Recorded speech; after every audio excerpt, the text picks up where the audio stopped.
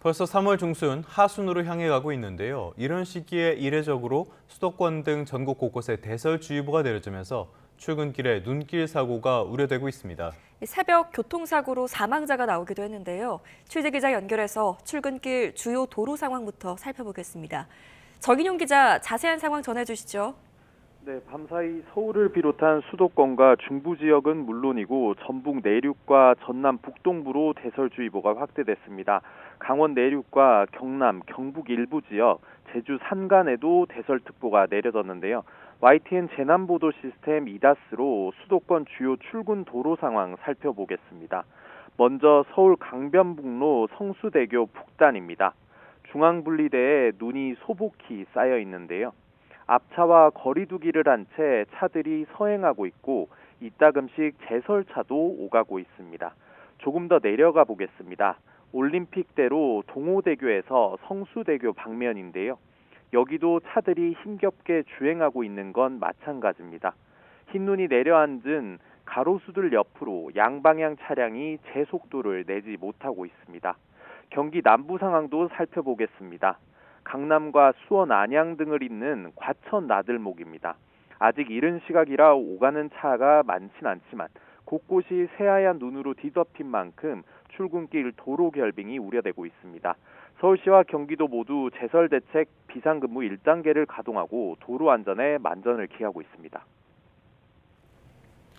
밤사이에 눈길 교통사고 제보는 없었습니까? 네, 역시 화면으로 보시겠습니다. 구급차와 함께 도로가 통제돼 있고 바로 뒤편에는 쓰러진 가로수와 정복된 승용차 한 대가 보입니다. 오늘 새벽 0시 50분쯤 경기 안산시 상록구 성포동의 산업도로에서 승용차가 눈길에 미끄러져 중앙분리대를 들이받고 전복된 겁니다. 이 사고로 운전자가 현장에서 사망했고 뒤따르던 차량도 파편 등의 피해를 입었습니다. 경찰과 소방은 정확한 사고 원인을 조사하고 있는데요. 곧 출근길이 본격화할 텐데 운전 시 눈길 사고에 각별히 유의하셔야겠습니다. 지금까지 사회부에서 YTN 정인용입니다. 네, 이렇게 항저안전부는 수도권과 충남의 대설특보가 발효됨에 따라 어젯밤 11시를 기해 중앙재난안전대책본부 1단계를 가동했습니다. 행안부는 대설 위기경보 수준도 관심에서 주의 단계로 상향 조치했는데요. 기상청에 따르면 대설특보 발효 지역을 중심으론 오늘 저녁까지 시간당 1에서 3cm 내외의 강하고 많은 눈이 내릴 것으로 예상됩니다. 정부는 대설로 인해 국민 불편과 피해가 발생하지 않도록 관계기관에 철저한 대응을 주문했습니다. 다음 소식입니다. 우리나라가 미국의 민감 국가로 포함돼 후폭풍이 거셉니다. 정부는 산하연구소 보안 관련 문제라고 설명을 했는데요. 그러니까 추측으로 떠돌던 핵무장론이나 비상계엄의 영향은 아니라는 겁니다. 그런데 정작 보안 문제가 우리나라가 어떻게 연관돼 있는 건지는 정확하게 설명하지 않았습니다. 홍선기 기자가 보도합니다. 정부는 미국 에너지부가 한국을 민감 국가로 포함시킨 이유는 보안 문제 때문이라고 밝혔습니다. 미국 측과 접촉해 배경을 파악한 결과 외교정책상의 문제가 아니라 미 에너지부 산하연구소에 대한 보안 관련 문제가 이유로 파악됐다는 겁니다. 외교정책상의 문제가 아니라는 건 비상계엄 선포나 대통령 탄핵 사태와는 관련이 없다는 점을 강조하기 위한 것으로 보입니다. 또 정치권 등 일부에서 제기된 핵무장론 때문이라는 주장에도 선을 그은 것으로 해석됩니다. 최근 들어서 달라진 것은 한국 내에서 약간 무차별적으로 제기되고 있는 핵무장론, 그 이슈가 좀 크게 작동을 하지 않았나라고 하는 의심은. 정부는 또 민감국가 리스트에 올랐다고 해서 한미 간 공동 연구 등 기술 협력에 큰 영향이 없을 것이라는 점을 미국이 확인했다고 강조했습니다. 그렇다고 우리나라가 포함된 기타 지정 국가에 요구하는 연구진 이력서 45일 전 제출 의무 등을 면제한다는 얘기는 없습니다. 무엇보다도 연구소 보안 관련 문제라는 것이 정확히 어떤 건지는 여전히 의문입니다. 한국의 어떤 점이 미 에너지부 산하연구소의 보안 문제에 저촉되는지를 설명하지 않은 겁니다. 정부는 단지 과거에도 한국이 민감국가 리스트에 포함됐다가 미국 측과의 협의로 제외된 선례가 있다고 밝혔습니다. 그러면서 이번 문제 해결을 위해 지속적으로 노력해 나갈 계획이라고 밝혔는데 일단 다음 달 15일부터 우리나라가 민감국가에 포함되는 건 기정사실화하는 분위기입니다. YTN 홍성기입니다. 이 내용에 힌트가 있을 것 같습니다. 미국 에너지부 산하 연구소 직원이 한국으로 원자로 설계 소프트웨어를 유출하려다 적발된 사실이 확인됐습니다.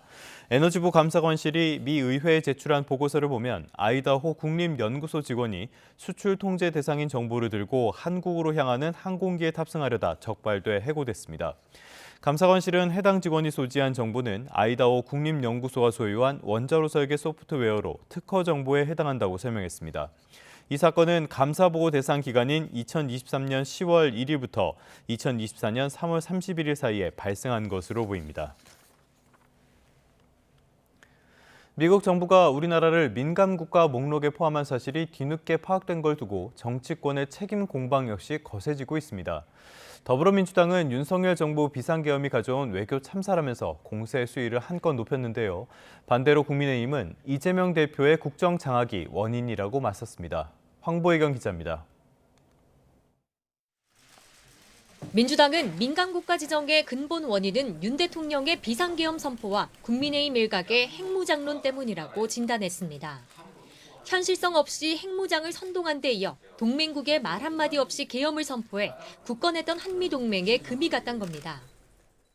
1년 안에 핵무장할 수 있다느니 또 핵무장을 해야 된다느니 동맹국가에 대한 통보나 언질도 없이 계엄을 선포하고 이런 상황들이 대한민국 국가 체제에 대한 불신을 키웠고 지난 1월 민감국가 지정이 이루어졌는데도 정부가 까맣게 모르고 있었던 건 외교 참사이자 정부 실패라고 날을 세웠습니다.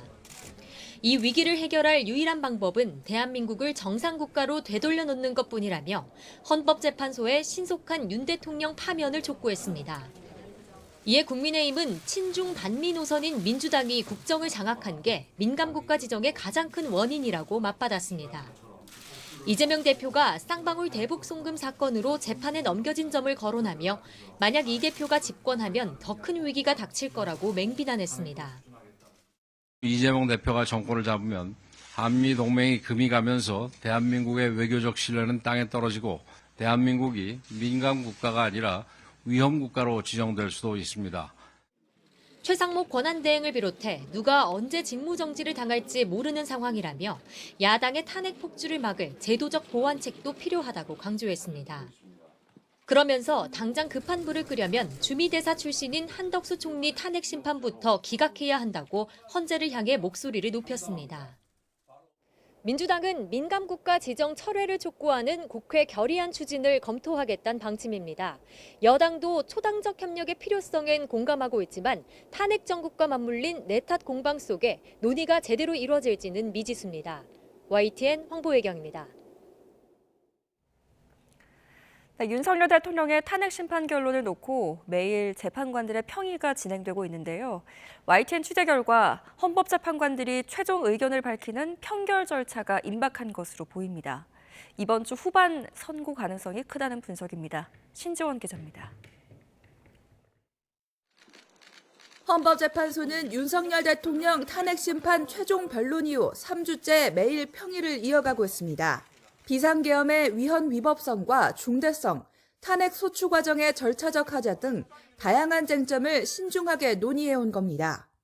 YTN의 헌법재판소 취재 결과 지난주까지만 해도 선고일자 논의도 시작하지 못했던 평의는 사실상 마무리 단계에 접어든 것으로 확인됐습니다.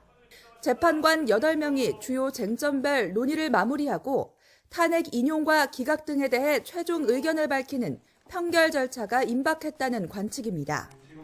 쟁점에 대한 의견을 나누는 평의와 달리 평결은 단 한 차례 진행되는데 이때 결정문 보완 등에 걸리는 시간을 고려해 선고 시점도 함께 논의한 뒤 청구인과 피청구인 양측에 곧바로 통지될 것으로 보입니다. 오늘이나 내일 평결이 진행될 경우 늦어도 내일 선고일이 고지될 가능성이 있는 건데 과거 대통령 탄핵 사건의 선고 기일이 2, 3일 전 통지된 점을 고려하면 선고일은 오는 20일이나 21일쯤이 될 가능성에 무게가 실립니다. 또 대통령 탄핵 선고의 생중계 여부는 평결 절차가 끝난 이후 논의 대상에 오를 것으로 보입니다. 다만 박근혜 전 대통령 사건의 경우 보안 유지를 위해 다양한 경우의 수로 결정문을 미리 써둔 뒤 선고 당일 평결이 이뤄진 전례가 있습니다. 또 전원 일치 판결을 고려해 조율이 필요한 경우 그만큼 평결과 선고가 늦어질 가능성도 배제할 수는 없습니다. YTN 신지원입니다. 네, 윤석열 대통령과 함께 한덕수 국무총리의 탄핵 심판 결과도 함께 늦어지고 있습니다. YTN 취재 결과 한 총리 사건 역시 아직 판결이 진행되지 않은 것으로 파악이 됐는데요. 윤 대통령과 함께 선고될 가능성이 거론됩니다. 김영수 기자입니다. 한덕수 총리 탄핵 심판은 윤석열 대통령보다 엿새 빠른 지난달 19일 한 차례 변론으로 마무리됐습니다. 제게 남은 꿈은 단 한 가지, 하루빨리 불합리한 혐의를 벗고 국민께 약속드린 마지막 소임을 다하는 것입니다. 최종 변론을 마치고 벌써 한 달 가까이 흘렀지만 선고일조차 지정되지 않았습니다. YTN 취재 결과 한 총리 사건 역시 헌법재판관들이 인용이나 기각, 각하 의견을 모으는 이른바 평결을 진행하지 않은 것으로 파악됐습니다. 아직 결론이 나오지 않았다는 건데 윤 대통령 사건과 함께 선고할 가능성이 거론됩니다. 탄핵 사유가 계엄 선포와 직간접적으로 관련된 데다 국정 운영의 안정성까지 함께 고려될 거라는 분석이 배경에 있습니다. 다만 대통령과 총리의 탄핵 심판은 엄연히 다른 사건인 만큼 연동되기 어렵다는 시각도 있습니다. 결국 사건 중요도를 따져 윤 대통령 선고를 먼저 한다면 한 총리 탄핵 심판 결론은 다음 주로 밀릴 가능성도 배제할 수 없습니다. 일각에서 윤 대통령 탄핵 여부를 민주당 이재명 대표 선거법 위반 사건 2심 선고 이후에 결정해야 한다는 주장이 나오지만 현재는 이 대표 항소심 선고 일정은 전혀 고려하지 않는 것으로 전해졌습니다. YTN 김영수입니다. 박성재 법무부 장관의 탄핵 심판 첫 정식 변론이 오늘 진행됩니다. 헌법재판소는 오후 2시 대심판정에서 박 장관 탄핵 심판 1차 변론기일을 개최합니다. 박 장관은 지난달 24일에 열린 변론 준비기일에 이어 오늘 변론기일에도 직접 출석할 예정입니다. 변론기일에서는 국회 측이 박 장관의 탄핵소추 사유를 설명하고 이에 대해 박 장관 측의 답변이 진행될 것으로 보입니다. 23년 만에 구제역이 발생한 전남 지역은 방역의 비상이라고 합니다. 다행히 다선 농가 이후에 추가 발생은 없습니다. 방역당국은 이번 주까지 전남 지역 백신 접종을 마무리하는 등 확산 저지에 주력하고 있습니다. 나현호 기자입니다. 진입로에 통제 팻말이 붙은 한우 농장에 적막감이 감돕니다. 소독 차량은 농장 주변 도로를 다니며 쉴 새 없이 약품을 뿌립니다. 전남 영암에 이어 인접 지역인 무안에서까지 구제역이 발생했습니다. 구제역이 처음 발생한 농장과 18km 떨어진 농장에서도 양성 확진이 나오면서 방역당국이 비상에 걸렸습니다. 애초 설정한 방역대 3km를 훌쩍 벗어났기 때문입니다. 전라남도는 역학 조사를 통해 어느 경로로 전파가 이뤄진 것인지 확인하고 있습니다. 또 가축시장 15곳을 잠정 폐쇄하고 소독을 강화하는 등 수평 전파를 막기 위해 힘을 모으고 있습니다. 방역 요원들이 여러 농장을 방문해야 되잖아요. 그리고 그런 과정에서 묻혀들지 않도록 싹 3시간까지 걸린다 했는데 철저하게 방역을 해서 농장 간의 전파를 오히려 방역 요원이 문제가 되지 않도록. 방역 당국은 백신 접종을 통해 확산을 차단하는 데 주력하고 있습니다. 애초 4월에 일제 접종을 할 계획이었지만 전라남도는 일주일 내, 전국은 2주 이내에 백신 접종을 완료할 계획입니다. 우리 축산농가들 같은 경우에는 그 공수위하고 협력해서 일단 그 접종하는데 백신 접종하는데 협력을 해주시고 신속하게 접종을 하는 게 필요해 보입니다. 방역 당국은 전남 지역 백신 접종이 모두 끝나고 항체가 형성되는 앞으로 1, 2주가 구제역 확산을 막는 중대 고비가 될 것으로 보고 있습니다. YTN 나연호입니다. 날씨 다시 한번 살펴보겠습니다. 중부지방과 남부 내륙에 대설특보가 발효 중인 가운데 전국에 눈이 쏟아지고 있습니다. 네, 추위 속에 도로가 미끄러울 것으로 보입니다. 출근길 교통안전에 주의하셔야겠는데요. 현장 연결해서 자세한 날씨 알아보겠습니다. 이혜민 캐스터. 네, 광화문에 나와 있습니다. 지금 뒤에 보니까 눈이 약간 소강 상태인 것 같네요. 어떻습니까? 네, 맞습니다. 밤사이 서울에도 7cm에 가까운 눈이 내려서 쌓였는데 지금 광화문은 눈이 잠시 그친 모습입니다. 북극 한기가 강하게 밀려들며 우리나라로 강한 눈구름을 발달시켰는데요. 오늘은 계속해서 추위 속에 눈이 이어지기 때문에 따뜻한 옷차림과 우산을 챙기셔야겠습니다. 또 도로 곳곳이 매우 미끄러울 것으로 보이니까요. 평소보다 조심해서 이동을 하셔야겠습니다. 현재 레이더 영상을 보면 전국 대부분 지역이 눈구름의 영향을 받고 있습니다. 중부와 남부 내륙에 대설주의보가 내려져 있고 강원 북부 지역엔 대설경보가 내려져 있는데요. 시간당 3에서 5cm의 강한 눈이 관측되고 있습니다. 서쪽을 중심으로는 오늘 아침까지, 영동과 영남, 제주도는 오늘 오후까지 강한 눈이 계속되겠습니다. 오늘 강원 산간과 북부 동해안에 40cm 이상, 강원 내륙과 경북 북동부에 최고 20cm의 추가 폭설이 쏟아지겠고요. 경기 북동부와 충북, 전북 동부와 영남 내륙 지역에 3에서 8, 서울 등 그 밖의 내륙에 1에서 5cm의 눈이 더 오겠습니다. 거센 바람도 비상입니다. 전국적으로 초속 15m 안팎의 강풍이 부는 가운데 경기 서해안과 충남, 호남과 제주도는 강풍주의보가 내려져 있습니다. 또 대부분 해상에는 풍랑주의보가 발령 중인데요. 해상 안전사고를 조심하시고 간판 등 날아갈 수 있는 시설물도 점검하셔야겠습니다. 찬바람 탓에 날도 춥습니다. 현재 기온은 서울이 0.6도, 대구가 1.7도 보이고 있습니다. 낮 기온은 서울 7도, 광주와 대구 6도가 되겠는데요. 체감 온도는 4도 정도 낮아서 어제보다 조금 더 쌀쌀하겠습니다. 오늘 눈은 늦은 오후에 서쪽 지역부터 점차 그치겠습니다. 서울의 경우 오후 3시 무렵이 되겠고요. 영하권 꽃샘 추위는 내일 아침까지도 계속될 전망입니다. 지금까지 광화문에서 YTN 이혜민입니다.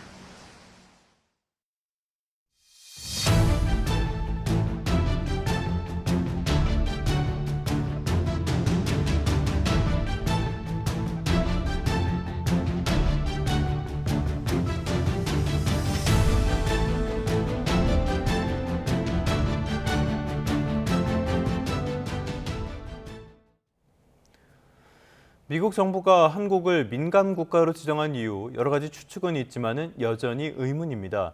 그런데 비교적 최근에 미국 원자로 정보가 유출될 뻔한 사건이 뒤늦게 확인됐습니다. 미국 국립연구소 직원이 수출 통제 정보를 가지고 한국행 비행기에 타려다가 적발된 사건인데 미국 FBI까지 나서서 수사한 것으로 알려졌습니다. 워싱턴에서 권준규 특파원입니다. 미국 에너지부 감사관실이 미 의회에 제출한 보고서입니다. 2023년 10월부터 1년 반 동안 적발한 주요 사건 9건 가운데 맨 위에 한국이 등장합니다. 아이다호 국립연구소의 한 계약직 직원이 원자로 설계 소프트웨어를 갖고 한국으로 가는 비행기에 탑승하려다 적발됐다는 겁니다. 해당 소프트웨어는 수출 통제 대상이자 연구소 특허 정보에 해당한다고 감사관실은 설명했습니다. 또 이메일과 메신저 기록을 조사한 결과 해당 정보가 수출 통제 대상이라는 사실을 이 직원이 인지하고 있었고 외국 정부와 소통한 흔적도 발견됐다고 밝혔습니다. 어느 나라인지 공개하진 않았지만 한국 정부일 가능성이 커 보입니다. 감사관실은 해당 직원이 해고됐고 보고서가 작성될 당시 미 연방수사국 FBI와 국토안보국의 수사를 받고 있었다고 덧붙였습니다. 미국 에너지부가 한국을 민감국가로 지정한 배경을 공개하지 않고 있는 가운데 이 사건이 영향을 미쳤을 가능성이 제기되고 있습니다. 국가안보와 핵 비확산 등과 함께 기술 보호도 민감국가 지정 이유가 될 수 있기 때문입니다. 앞서 외교부는 한국의 자체 핵 개발론이나 비상계엄 등이 아닌 연구소의 보안 규정 위반이 원인인 것으로 파악됐다고 밝혔습니다. 다만 에너지부가 단일 사건을 이유로 민감국가 지정을 하진 않는 것으로 알려져 비슷한 보안 문제가 누적됐거나 다른 결정적인 이유가 따로 있을 가능성도 배제할 수 없습니다. 이번 주 안덕근 산업부 장관이 부랴부랴 미국 에너지부를 방문할 예정이지만 다음 달 15일로 예정된 민감국가 지정 발효를 막을 수 있을지는 의문입니다. 워싱턴에서 YTN 권중입니다. 방금 전해드린 것처럼 안덕근 장관이 방미길에 오를 예정이긴 한데요. 민감 국가 지정에 이어서 상호 관세까지 넘어야 할 산이 한두 개가 아닙니다. 일각에서는 한미 FTA 변화 가능성도 염두에 둬야 한다는 지적이 나오고 있습니다. 황혜경 기자가 보도합니다. 미국이 우리나라를 민감 국가로 지정한다고 해서 당장 우리 산업이 큰 영향을 받는 건 아닙니다. 다만 핵이나 원자력, 인공지능과 같은 첨단 기술 산업 분야에서 미국 측 기관이나 연구소와의 정보 공유나 인적 교류에 제한이 생길 전망입니다. 특히 각국 간 경쟁이 치열해질 것으로 보이는 소형 모듈 원전 등 차세대 에너지 기술을 놓고 한미 협력에 차질이 빚어질 가능성이 있습니다. 민감 국가 지정 효력이 시작되는 건 다음 달 15일. 때문에 최상목 대통령 권한대행은 안덕근 산업부 장관에게 최대한 빨리 미국 에너지부 장관을 만나 민감 국가 배제를 요청할 것을 지시했습니다. 안 장관이 올해만 벌써 세 번째 방미를 추진 중인 가운데 과제는 비단 민감 국가뿐만이 아닙니다. 미국이 다음 달 2일로 예고한 상호 관세에 한국도 예외 없다는 게 확인되면서 최대한 우리 측 입장을 반영해 관세율을 낮춰야 하기 때문입니다. 특히 미국이 상호 관세를 기준점 삼아 나라별로 새로운 양자 협정에 나설 태세라 안 장관의 어깨를 더욱 무겁게 하고 있습니다. 트럼프 1기 행정부 때도 트럼프 대통령의 요구로 한미 FTA가 크게 개정된 적이 있는 만큼 정부 안팎에서는 미국이 FTA 전면 개정이나 대체 협정을 요구할 가능성도 염두에 둬야 한다는 목소리가 나오고 있습니다. 그리고 USTR이 이야기한 게 뭐 예를 들면 무역 적자 문제, 뭐 농축산물, 뭐 검역, 그다음에 관련된 뭐 신약 뭐 그런 것들이지 않습니까? 그래서 아마 대부분 다 한미 FTA 협상하고 연관이 되어 있는 분야여서요. 트럼프 신행정부가 출범한 지 2달이 훌쩍 지났지만 우리나라는 계엄과 탄핵 블랙홀에 빠져 정상외교는 물론 고위급 채널 가동도 순탄치 않은 상황. 민감 국가로 지정된 것도 새까맣게 모를 정도로 한국 패싱이 심각하다는 지적 속에 자칫하다가는 미국의 통상 압박에 그대로 무릎 꿇는 것 아니냐는 우려가 커지고 있습니다. YTN 황혜경입니다. 각종 미국의 경제 지표들이 부정적으로 나오고 있습니다. 미국의 소매 판매도 별로 좋지 않게 나왔고요. 뉴욕의 제조업 지수 역시 크게 하락했습니다. 미국의 경제를 떠받쳐왔던 소비가 흔들리고 제조업도 위축되는 등 미국 트럼프 행정부의 관세와 감원 정책의 충격이 현실화하고 있습니다. 뉴욕 지국 연결해서 자세한 소식 알아보겠습니다. 이승윤 특파원. 네, 뉴욕 맨하탄입니다. 네, 트럼프 대통령의 경제 정책 의도와는 다른 결과를 내고 있다고 봐야 할 것 같습니까? 봐야 될 것 같은데 어떻습니까? 네, 말씀하신 대로입니다. 지난달 이 미국의 소매 판매는 7,227억 달러로 전월 대비 0.2% 증가했고 1년 전보다는 3.1% 상승했습니다. 이는 이 전월 대비 0.6% 증가를 예상한 전문가 전망치를 크게 밑돈 수치입니다. 특히 레스토랑과 바의 매출이 13개월 만에 가장 큰 폭으로 감소해 미국 경제의 중추인 소비 심리가 약화한 것으로 나타났습니다. 미국 경제학자들이 외식을 이 가계 재정의 핵심 지표로 보고 있는데 미국인들이 이 소비에 부쩍 신중해진 것으로 풀이됩니다. 콜스와 메이시스, 월마트, 타겟 등 미국을 대표하는 소매 업체들은 관세 관련 인플레이션과 감원 관련 이 경기 침체 우려를 반영해 올해 실적 기대치를 낮췄습니다. 또 3월 뉴욕 엠파이어 스테이트 제조업 지수도 마이너스 20을 기록하며 그림자를 드리웠습니다. 이는 전월에 5.7에서 크게 하락한 수치인데요. 시장 예상치인 마이너스 1.8을 크게 밑돌았습니다. 이는 2023년 5월 이후 최저치를 기록한 것으로 뉴욕주의 제조업 부문의 급격한 위축을 나타냅니다. 소매 판매 지표와 제조업 지표가 좋지 않은 데다 최근 2달 새 이 소비 심리 지표가 급속히 악화하면서 미국의 경기 둔화 우려가 현실화하고 있습니다. 이에 대한 미국 시민의 얘기를 직접 들어보시죠. And I'm sorry people are going to get hurt, but everybody's suffering from inflation. So I feel bad for the government employees. 네, 이런 가운데 뉴욕 증시 상황은 어떻습니까? 네, 소매 판매 지표 발표로 혼조세를 보였던 3대 지수는 스콧 베센트 미 재무장관이 경기 침체의 가능성을 일축하면서 일제히 상승 마감했습니다. 우량주 중심의 다우존스 30 산업평균 지수는 전장보다 0.85%, 대형주 중심의 스탠다드&푸어스 500 지수는 0.64%, 기술주 중심의 나스닥 지수는 0.31% 올랐습니다. 증시의 안정을 가져온 베센트 장관의 발언을 직접 들어보시겠습니다. I'm not worried about the markets. Over the long term, if we put good tax policy in place, deregulation, and energy security, the markets will do great. 네, 케빈 베셋, 이 미국 백악관 국가경제위원회 위원장도 상호 관세가 발표될 4월 2일까지는 일부 불확실성이 있겠지만 이후엔 해소될 것으로 전망했습니다. 헤셋은 이 4월이 오면 시장은 상호주의적 무역 정책이 매우 타당했다는 걸 알게 될 것이라고 밝혔습니다. 트럼프 대통령의 관세와 이 감원 정책으로 증시가 동요하고 경기 침체 우려까지 제기되자 시장을 안심시키기 위한 조치로 풀이됩니다. 지금까지 뉴욕에서 YTN 이승윤입니다. 비상계엄 사태로 돌아와 보겠습니다. 이 사태와 관련해서 내란 혐의로 기소된 김용현 전 국방부 장관 등의 첫 번째 공판 기일이 어제 열렸습니다. 이들은 정당한 계엄 사무를 수행했을 뿐이고 법리적으로 내란죄가 성립하지 않는다고 주장했습니다. 김태용 기자입니다. 내란 중요임무 종사 혐의로 구속 기소된 김용현 전 국방부 장관과 노상원 전 정보사령관, 김용군 전 헌병대장의 첫 공판 기일이 서울중앙지법에서 열렸습니다.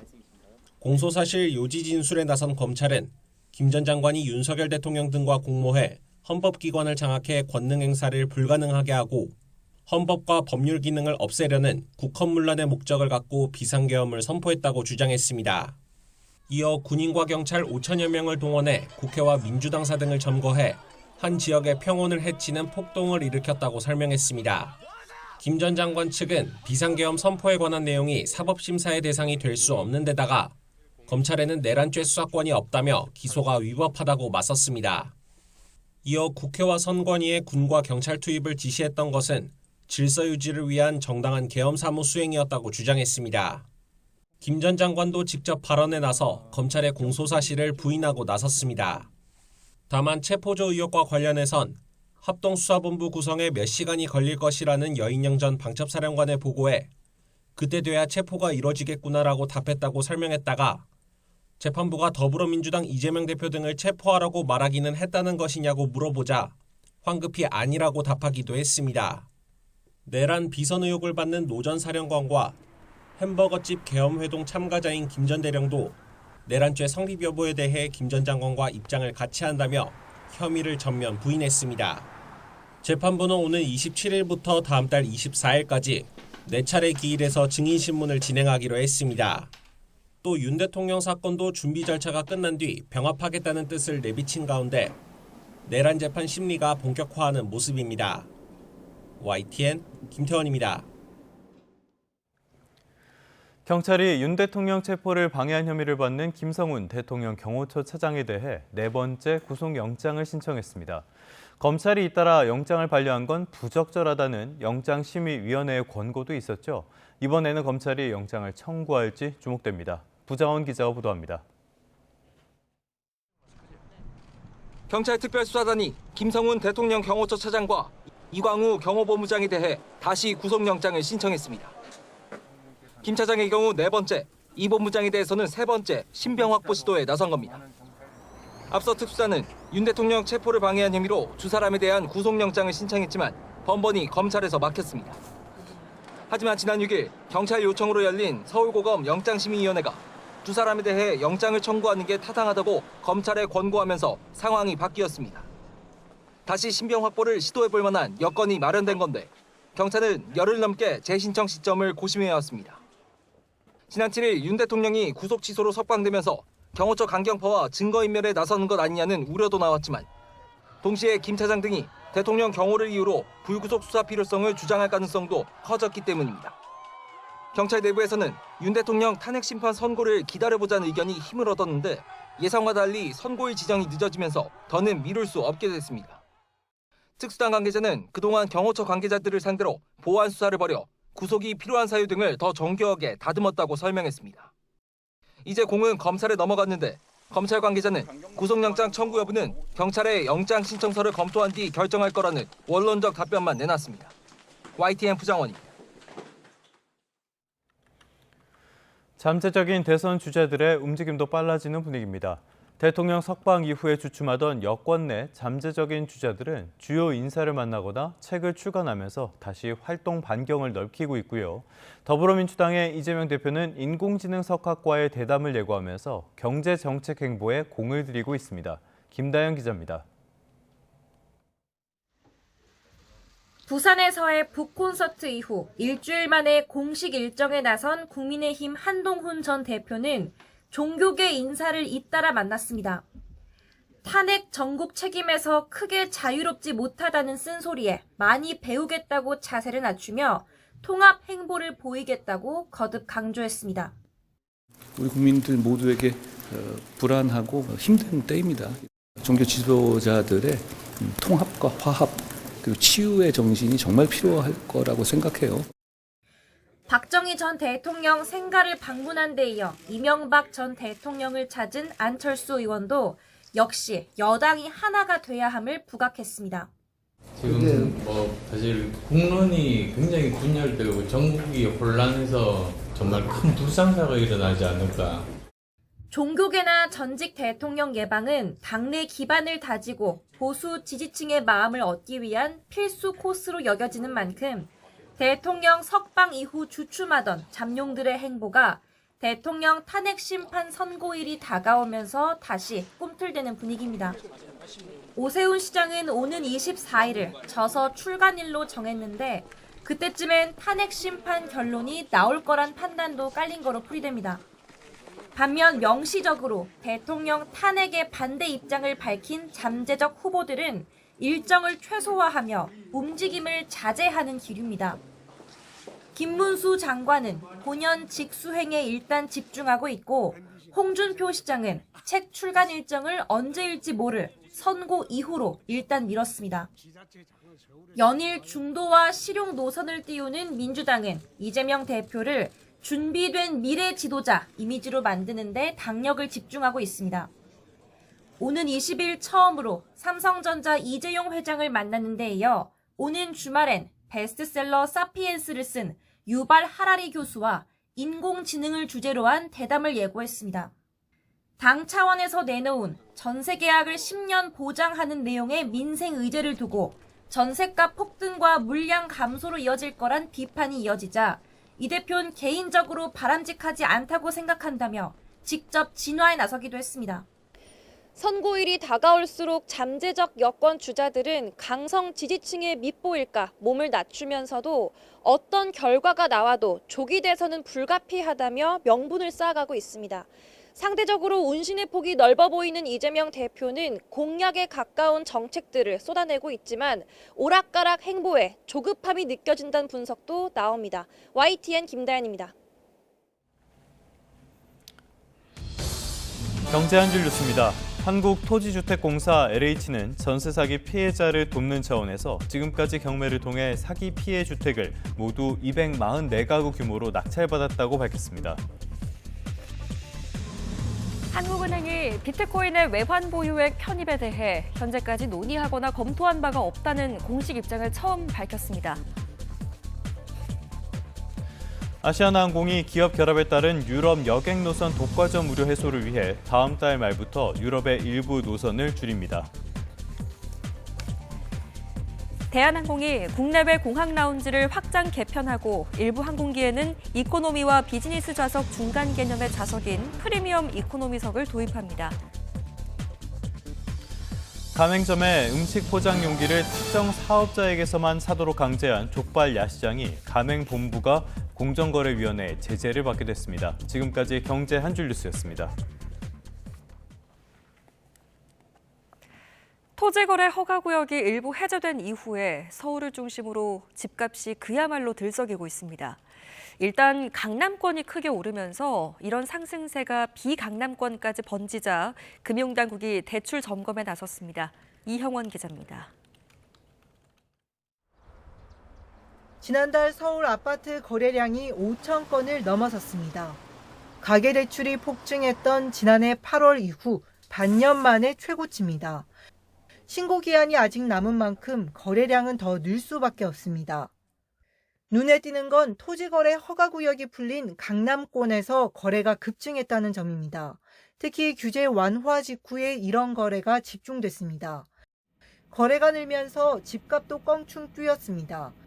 강남 4구는 2018년 9월 이후 최대 상승폭을 기록했습니다. 이제 강남이 상승을 하잖아요. 그렇게 되면은 투자 수요가 확산이 되면서 비강남권의 가격도 같이 상승하는 흐름을 좀 보입니다. 거래량이 이제 증가하고 있는 것은 좀 시장 과열에 대한 우려로. 실제로 대표적인 약세 지역으로 꼽혀온 노원, 도봉, 강북구와 금천, 관악, 구로구까지 석 달 만에 상승 전환했습니다. 금리 인하로 이제 회복세를 보이던 부동산 시장에 이 토지거래 허가구역 해제가 불쏘시개 역할하는 건 맞고요.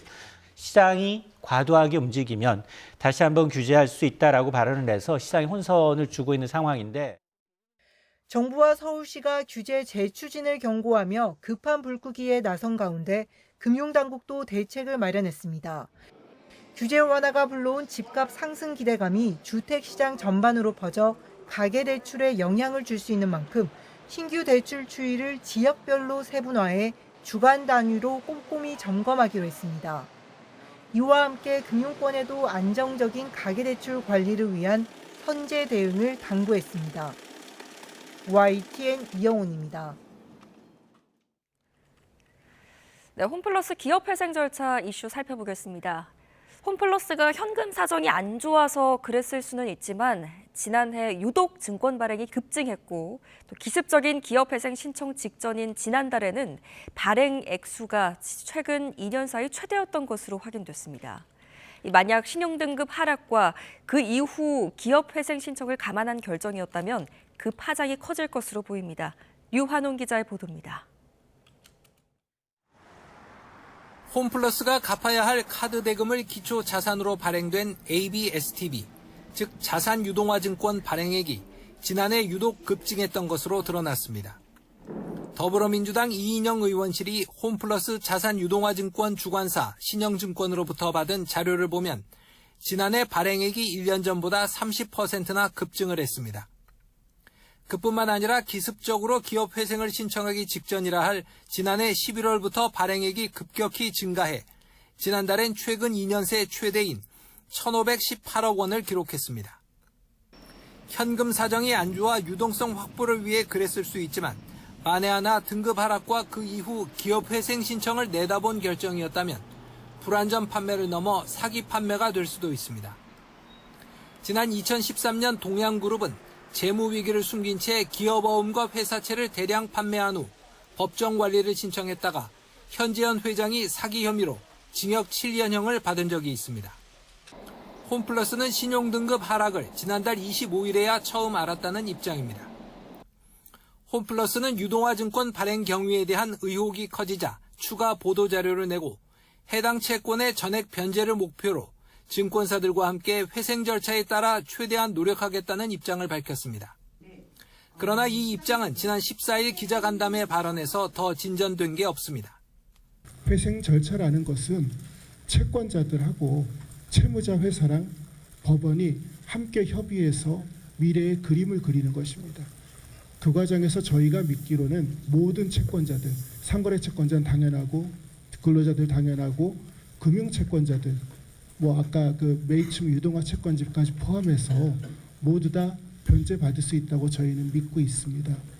자산유동화증권 피해자들은 홈플러스가 물품을 구매하고 결제한 카드 대금을 기초로 증권이 발행된 만큼 상거래 채권으로 분류해 조속한 변제에 나서줄 것을 촉구하고 있지만 아직 이에 대한 홈플러스의 구체적 입장은 나오지 않고 있습니다. YTN 유환홍입니다.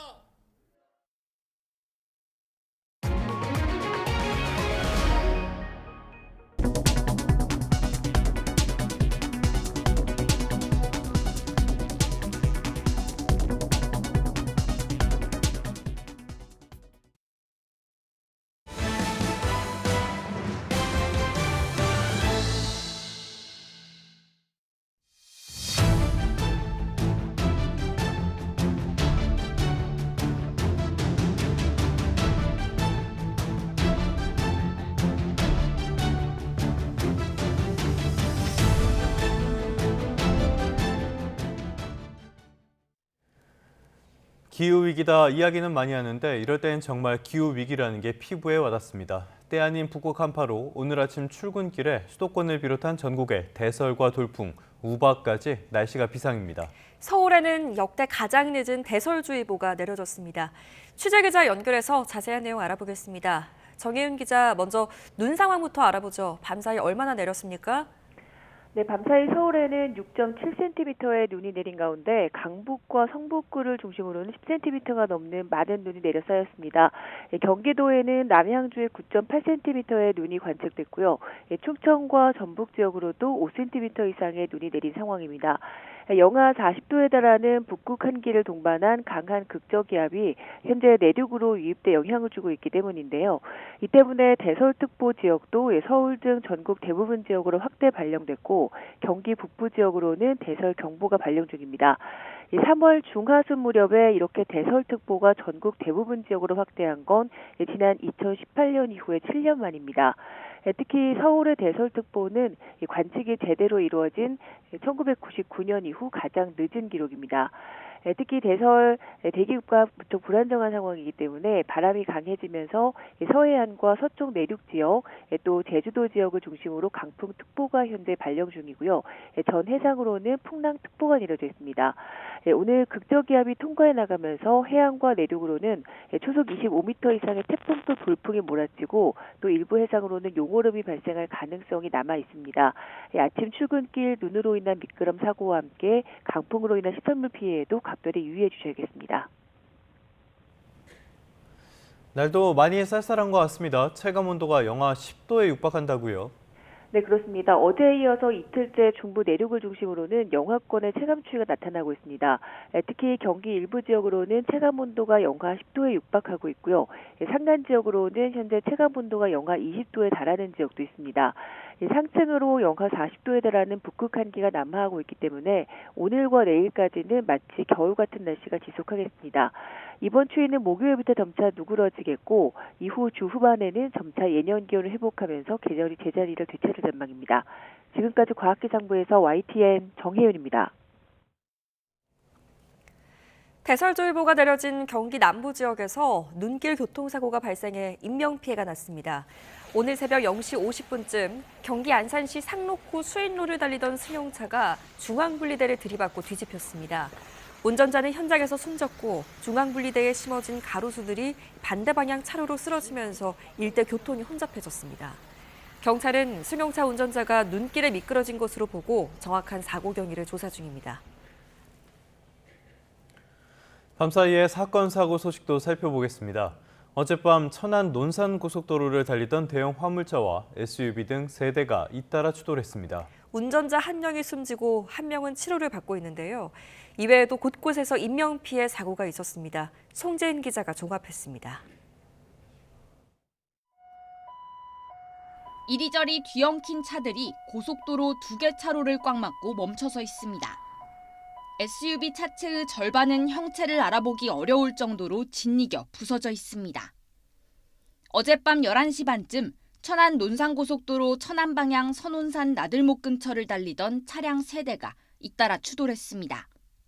SUV 운전자와 함께 병원으로 옮겨진 3톤 화물차 운전자는 결국 숨졌고 1시간가량 일대 통행도 제한됐습니다. 승용차 앞부분은 아예 없어진 상태예요. 지금 길이 완전히 막혔어요. 경찰은 화물차끼리 추돌한 이후 뒤이어오던 SUV가 연쇄사고를 낸 거로 보고 있습니다. 3시간 전쯤 경기 부천시 오정산업단지 근처 사거리에서 택시와 SUV가 부딪히는 사고가 났습니다. 택시에 타고 있던 20대 여성 승객이 목을 다쳐 치료를 받고 있는데 경찰은 60대 택시기사가 신호를 어기고 직진하다가 맞은편에서 좌회전해 오던 SUV를 충돌한 거로 보고 있습니다. 강원도 영월군 영흥리에 있는 2층짜리 단독주택에서 불이 나 60대 남성이 숨졌습니다. 소방당국은 2층 주방에서 전기적 요인으로 불이 시작한 거로 보고 경찰과 합동감식을 벌일 계획입니다. YTN 송재인입니다. 요즘 미국 경제, 더 나아가서는 세계 경제를 바라보는 시선에 우려가 잔뜩 섞여 있습니다.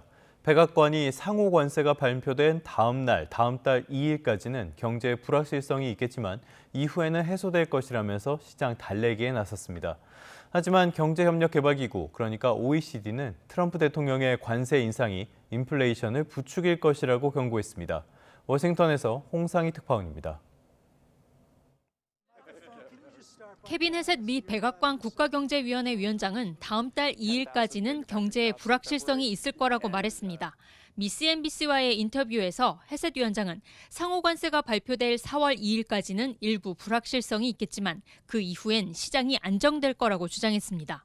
백악관 브리핑에서도 기름값은 물론 최근 치솟은 달걀 도매 가격도 떨어지고 있다며 현재는 전환기일 뿐이라고 다시 강조했습니다. We are in a period of transition. Inflation is cooling. Core inflation dropped for the first time in 4 months. 중국에 대한 관세 부과와 철강, 알루미늄 제품에 대한 25% 관세 등 관세 발효 이후 미 증시가 급락하고 경기 침체 우려까지 커지자 시장을 안심시키기 위한 행보로 풀이됩니다.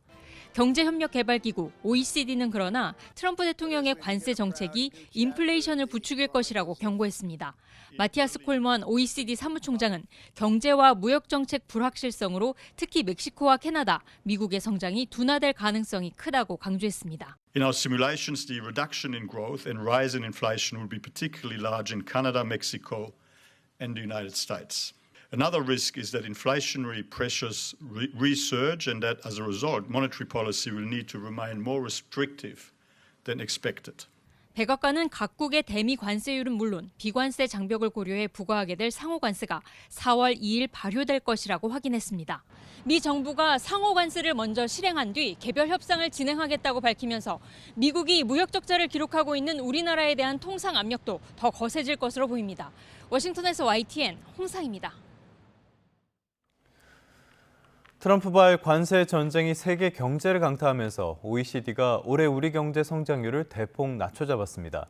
우리나라만 문제가 아닙니다. 대미 무역 비중이 높은 멕시코와 캐나다도 직격탄을 맞았는데요. 과연 이게 미국에 도움이 되긴 할까요? 보도에 오인석 기자입니다. 트럼프발 관세 전쟁으로 세계 경제가 심각한 부정적 영향에 빠져들고 있습니다. OECD는 중간 경제 전망 보고서에서 무역 정책의 중대한 변화가 세계 경제 성장에 영향을 주고 있다고 지적했습니다. 높아진 무역 장벽과 지정학적 정책적 불확실성 증대로 올해 세계 경제 성장률 전망치를 지난해 12월 3.3%에서 석 달 만에 0.2%포인트 하향 조정했습니다. 올해 우리 경제 성장률 전망치도 큰 폭으로 떨어뜨렸습니다. 지난해 12월 2.1%에서 무려 0.6%포인트 하향 조정한 1.5%가 될 것으로 예측했습니다. 앞서 한국은행은 지난달 국내외 전망기관 중 가장 낮은 1.5% 성장률을 제시했습니다. 상호 관세 부과로 인해서 한국의 수출 감소가 이제 명백하게 지금 보여지고 있기 때문에 이는 이제 국내 경제 성장에도 결국은 영향을 주게 될 거거든요. 그래서 전문가들이 분석한 내용에 의하면 미국의 관세 정책이 한국의 GDP 성장률을 0.5%포인트에서 1.1%포인트까지 낮출 수 있다고 경고를 하고 있습니다. 미국이 멕시코와 캐나다 수입 상품의 관세율 25%포인트 인상 조치를 발표하면서 두 나라는 관세 전쟁의 직격탄을 맞았습니다. 멕시코는 성장률 전망이 2.5%포인트 뒷걸음질하며 올해 1.3% 마이너스 성장하고 내년에도 0.6% 역성장할 것으로 예측됐습니다. 캐나다도 올해 성장률이 1.3%포인트 떨어질 것으로 전망됐습니다. OECD는 미국은 관세율 인상 발효 등으로 성장이 둔화해 성장률이 0.2%포인트 하락한 2.2%에 머물 것으로 내다봤습니다. 독일과 프랑스, 이탈리아 등 유로존은 성장률 전망을 0.3%포인트 낮췄습니다. 중국은 관세의 부정적 영향이 정책 지원 강화로 상당 부분 상쇄되면서 성장률 전망치를 0.1%포인트 상향 조정했습니다. YTN 오인석입니다. 러시아가 강력하게 반발해왔던 우크라이나 전후 평화유지군 문제와 관련해서 상당수의 유럽 국가들이 파병 의사를 밝힌 것으로 전해졌습니다. 우크라이나 안전 보장을 위한 일명 의지의 연합에 참여하겠다는 나라들도 30여국으로 늘어나는 등 휴전 합의에 대비해서 유럽 국가들이 더 적극적으로 나서고 있습니다. 런던 조수연 특파원이 전합니다. 러시아가 유럽의 우크라이나 파병 가능성에 연일 불편한 기색을 드러내자 영국은 러시아의 의사는 중요하지 않다고 강조했습니다. 영국 총리실 대변인은 러시아가 지난해 전선에 북한군을 배치할 때 우크라이나에 물어보지 않았다고 지적했습니다. 그러면서 상당수 국가가 파병 의사를 밝혔고 더 많은 나라가 다른 방식으로 기여해 상당한 병력이 될 거라고 설명했습니다.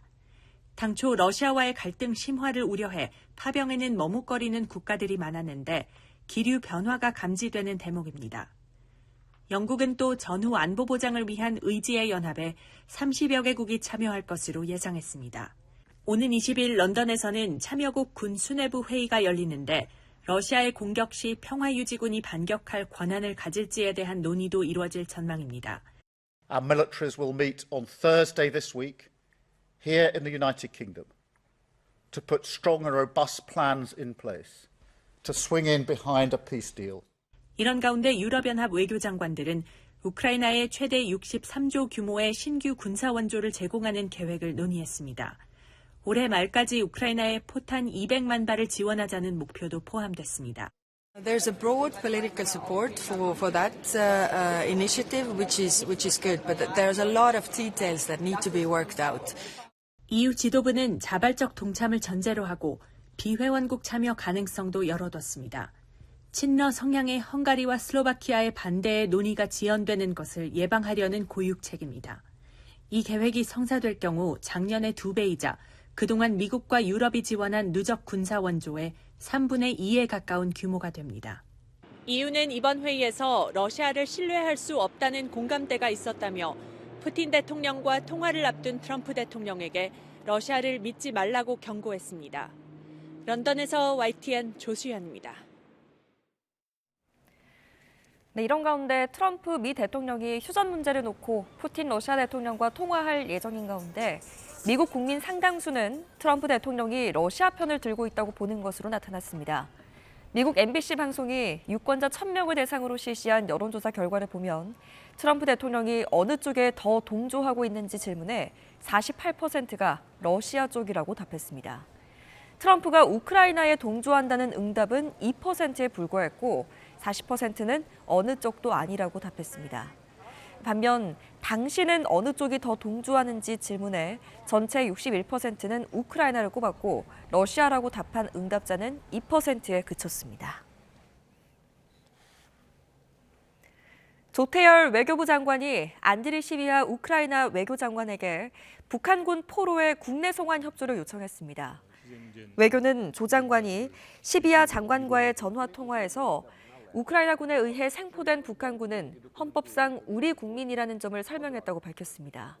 또 본인들이 한국행을 원할 경우 전원 수용한다는 기본 원칙과 필요한 보호와 지원을 제공해 나갈 것이라는 우리 정부의 입장을 강조하고 우크라이나 정부의 적극적인 협조를 당부했다고 덧붙였습니다. 권위 있는 국제적 연구기관이 대한민국을 2023년에 이어서 지난해까지 2년 연속 독재화하는 나라로 평가했습니다. 최고 수준이었던 대한민국의 민주주의마저 퇴보한 것으로 나타났습니다. 신웅진 기자입니다. 스웨덴 예테보리대 산하 민주주의 다양성 연구소가 발행한 올해 민주주의 보고서입니다. 윤석열 대통령 탄핵 촉구 집회 사진을 첨부하며 한국의 상황을 비중 있게 다뤘습니다. 연구소는 한국이 윤 대통령 집권 이후인 2023년부터 지난해까지 2년 연속 독재화가 진행 중이라고 평가했습니다. 전 세계 179개국은 자유민주주의, 선거민주주의, 선거 독재체제, 폐쇄된 독재체제 4단계로 분류하는데 한국은 2023년 자유민주주의 국가에서 선거민주주의 국가로 퇴보했습니다. 보고서는 또 민주화를 이뤘지만 5년 이내에 다시 독재화가 진행되는 벨턴 국가로 한국을 분류했습니다. 그러면서 한국에서 미디어 편향과 자기 검열이 점점 더 보편화하고 있다고 지적했습니다. 한국의 종합민주주의 지수는 179개국 중 41위로 전년도 47위보다는 개선됐습니다. 부문별 평가를 보면 수기 민주주의 지수가 36위에서 48위로 추락했고 선거 민주주의 지수 등은 개선된 것으로 나타났습니다. 스웨덴 민주주의 다양성 연구소가 선정한 올해 1위에서 3위는 덴마크, 에스토니아, 스위스가 차지했고 미국이 24위, 일본이 27위입니다. 북한은 뒤에서 두 번째인 178위입니다. YTN 신웅진입니다.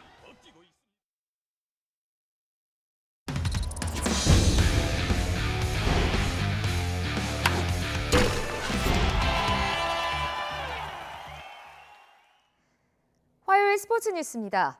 월드컵 본선 조기 진출을 노리는 축구 대표팀이 이번 달 A매치 2연전을 앞두고 소집됐습니다. 최근 절정의 골 감각을 보인 오현규와 주민규 등 최전방 공격수들의 활약 여부가 중요합니다. 양시창 기자입니다. 아루소 코치의 활발한 지도 속에 선수들도 목소리를 높여 적극적으로 훈련에 임합니다. 꽃샘 추위가 찾아왔지만 선수들은 활발하게 움직이며 분위기를 달굽니다. 오만 요르단과의 A매치 2연전을 앞두고 다시 뭉친 홍명보호. 손흥민과 이강인 등 유럽파를 제외한 17명이 먼저 손발을 맞췄습니다.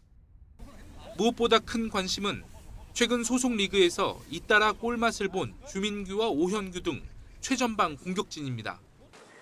대표팀 최고령 주민규는 K리그에서 3경기 연속골을 터뜨리며 만개한 기량을 선보이고 있고 벨기에 리그 행크의 오현규도 소집 직전 경기에서 시즌 10호 골을 기록하며 홍명보 감독을 웃음 짓게 했습니다.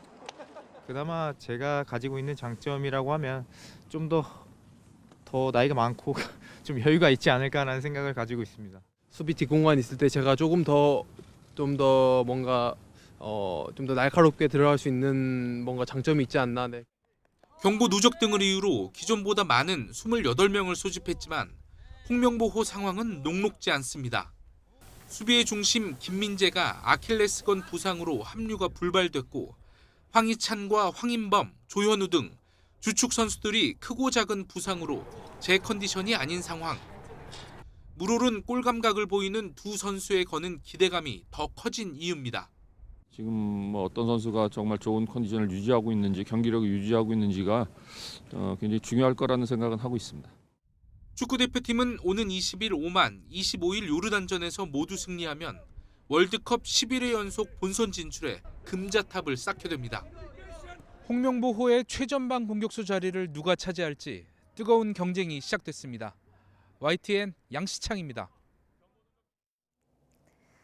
프로야구 한화가 새 홈구장 개장 경기를 승리로 장식했습니다. 한화는 대전 한화생명 볼파크에서 열린 KBO 리그 삼성과의 시범 경기에서 3대1로 이겼습니다. 한화는 1회 말 선두타자 김태현이 새 구장 공식 경기의 첫 홈런을 기록했고 4회 하주석과 최인호의 타점으로 2점을 더 뽑으며 경기를 끝냈습니다. 경기는 한파로 5회까지만 진행됐습니다. 시범 경기 5연승을 거둔 한화는 2위로 올라섰고 3연패를 당한 삼성은 9위에 자리했습니다. KT는 두산을 상대로 장단 12안타를 몰아치며 시범 경기 6승 1패를 기록해 시범 경기 최소 공동 1위를 확정했습니다. LG는 선발 에르난데스가 6회 투아웃까지 무실점 호투를 펼치며 NC를 3대0으로 물리쳤습니다. 키움도 선발 김윤하가 5회까지 1실점으로 잘 던지고 박주홍이 솔로포를 터뜨리면서 롯데 4대3으로 승리했습니다. 화요일 스포츠 뉴스였습니다. 네, 계속해서 연예계 소식 살펴보겠습니다. 배우 김수현과 고 김세론 측이 진실 공방을 벌이고 있는데요. 김수현 씨가 출연한 예능과 광고의 여파가 이어지고 있습니다. 김세론 씨 유족은 허위 사실로 고인을 힘들게 했던 연예 유튜버를 고소했습니다. 김승환 기자입니다. 김수현 소속사와 김세론 유족 간 의견이 엇갈리는 쟁점은 크게 두 가지입니다. 첫째, 고 김세론의 미성년자 시절 교제 의혹. 소속사는 부인하고 있지만 유족 측은 연애 편지 등을 근거로 인정 뒤 사과하라는 입장입니다. 둘째, 고인에 대한 7억 채무 압박. 김수현 소속사는 내용 증명을 보낸 게 배임을 피하기 위한 절차상 조치였을 뿐이라고 설명했습니다. 하지만 유족 측은 소속사가 2차례나 보냈고 김수현 주연 드라마에 손해를 끼치면 전액 배상을 언급한 협박성 내용까지 담겼다고 주장했습니다. 양측 공방 속에서 김수현이 출연한 예능과 광고에도 불똥이 튀었습니다. 여론이 들끓자 제작진이 직접 입장을 내 향후 김수현의 출연분을 최대한 편집하겠다고 사과했고 김수현이 모델인 뷰티 브랜드도 계약 해지 절차를 진행 중이라고 밝혔습니다. 이런 가운데 김세론 유족은 생전 고인에게 극심한 정신적 고통을 안겨줬다는 연예 유튜버 이모 씨를 고소했습니다. 마음 같아서는 살인죄를 적용하고 싶지만 그 점들이 양형에 충분히 반영되어 엄한 처벌이 이루어지기를 바라는 마음입니다. 유족 측은 이 허위 사실을 입증하려고 과거 사생활 사진을 공개할 수밖에 없었고 이를 폭로한 유튜브 채널 외엔 기댈 곳이 없었다는 입장입니다. 유가족이 사실상 사이버 해커인 연예 유튜버의 단죄를 촉구했지만 또 다른 사이버 해커에 의존해 사건을 해결하려고 했다는 점에서 우려의 목소리도 나옵니다. YTN 김승환입니다.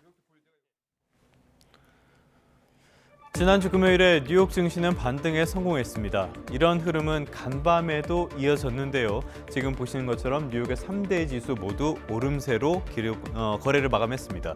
그러니까 이 거래일 연속으로 3대 지수의 반등세가 이어진 겁니다. 그렇다고 해서 오름폭이 그렇게까지 컸던 건 아닌데요. 3대 지수 모두 1% 상승에는 미치지 못했죠.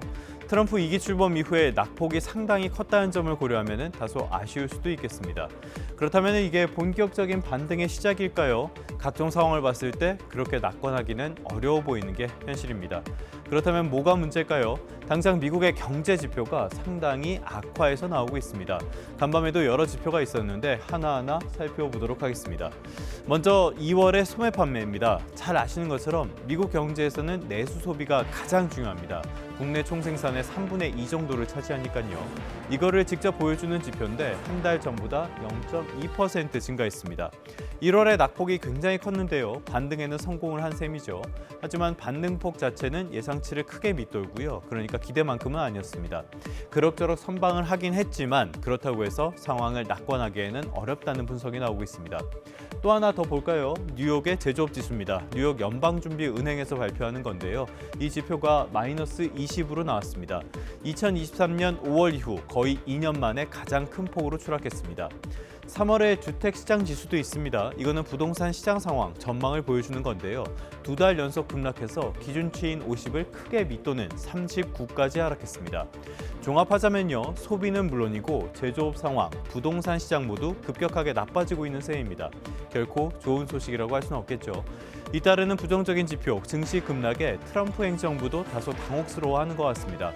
여러 이야기로 시장을 달래고 있는데 간밤에는 스콧 베센트 재무부 장관이 나섰습니다. 지금의 조정 국면은 건강하고 정상적인 조정이라면서 경기 침체 위기는 없을 것이라고 강조했는데요. 글쎄요, 얼마나 신뢰를 받을 수 있을지는 잘 모르겠습니다. 간밤에 눈에 띄는 종목으로는 엔비디아를 가져와 봤습니다. 간밤에는 1%대 내림세를 기록을 했는데 이 엔비디아를 고른 것은 하루의 주가 흐름보다 더 중요한 행사가 있기 때문입니다.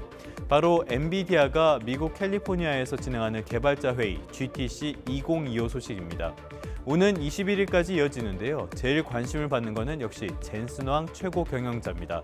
현지 시각으로 18일 오전 10시에 발언을 하니까 우리는 내일 새벽이죠. 인공지능 시대에 어떤 이야기를 할지에 관심이 쏠리는데 이거는 국내 시장에도 상당히 큰 영향을 미치게 됩니다. 엔비디아의 인공지능 칩에는 국내 기업들이 만드는 메모리 반도체가 필수적이니까요. 미국에도 국내 증시에도 영향을 미치게 될 테니까 주목을 하는 게 좋겠습니다. 미국 경제, 더 나아가서 세계 경제에 대한 이야기는 3부에서 조금 더 깊이 알아보겠습니다. 뉴스타트 2부는 여기에서 마무리하겠습니다. 3분 뒤에 3부에서 다시 뵙겠습니다.